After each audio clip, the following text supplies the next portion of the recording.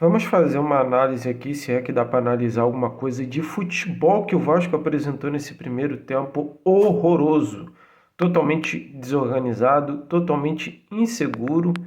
E se não fosse uma defesa do Léo Jardim, o Vasco estaria perdendo por pelo menos 2-0 nesse primeiro tempo, que provou mais uma vez que Emerson Rodrigues é jogador que tem que ser esquecido.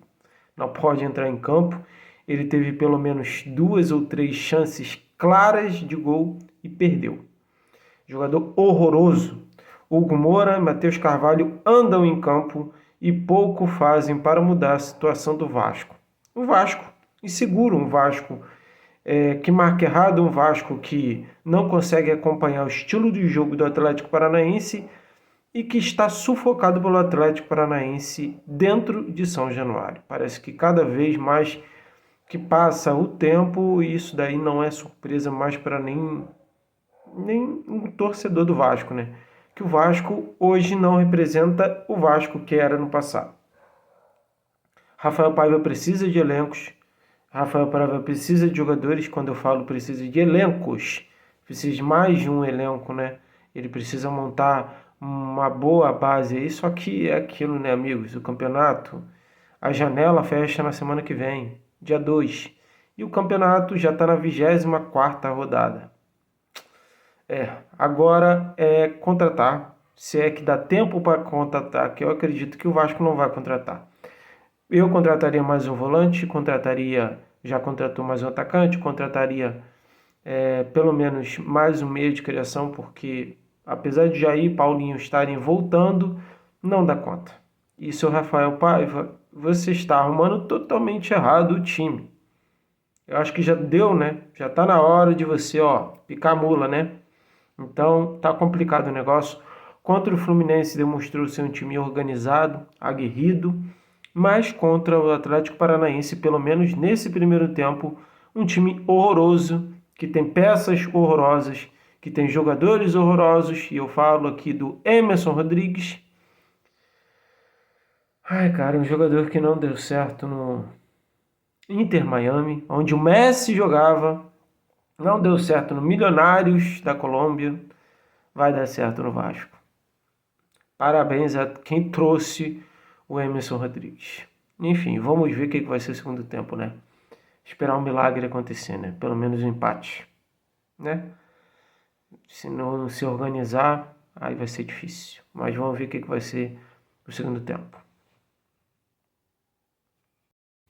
O que eu achava muito difícil de acontecer, aconteceu. O Vasco ganhou o jogo, o Vasco virou o jogo. Ganhou de virada por 2-1. Poderia ter sido até 3 se o gol do Hugo Moura fosse validado, né? Porque o juiz alegou que o Verratti interferiu, por isso que não validou o gol.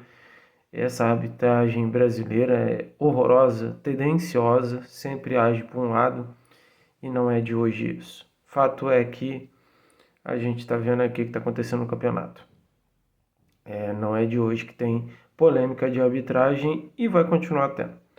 Mas vamos falar aqui do jogo. O Vasco reagiu no segundo tempo, o Vasco entrou no jogo no segundo tempo, mas eu não entendi as mudanças do Rafael Paiva, principalmente em relação ao Adson. O Adson não sentiu nada, não saiu por contusão, não saiu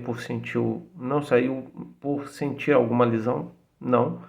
Ele saiu por opção técnica, mas acabou que essa saída dele e a permanência do Emerson Rodrigues em campo deram certo, né? O Adson saiu, entrou o Ryan no lugar dele e o Emerson continuou em campo, foi fundamental para um dos gols. O Vasco reagiu no segundo tempo, o Vasco vai agora para quinta-feira para o jogo importantíssimo da Copa do Brasil contra o Atlético Paranaense novamente. E agora é virar a chave, né? Comemorar hoje e amanhã já virar a chave, porque é jogo decisivo contra o Atlético Paranaense, fora de casa e dentro de casa, né? E agora vamos ver aí como é que vai ser essa questão da classificação do Vasco para a semifinal. Queira Deus que se classifique. Mas em relação ao jogo, o Vasco mostrou que tem poder de força nesse elenco ainda para poder ser lapidado. Acho que o Rafael Paiva faz algumas modificações que eu não consigo sinceramente entender e tem que parar um pouco para pensar como é que o Rafael Paiva consegue jogar com esse time bem limitado. O Vasco precisa de reforços, isso é claro. Matheus Carvalho poderia ter saído do jogo, errou muito.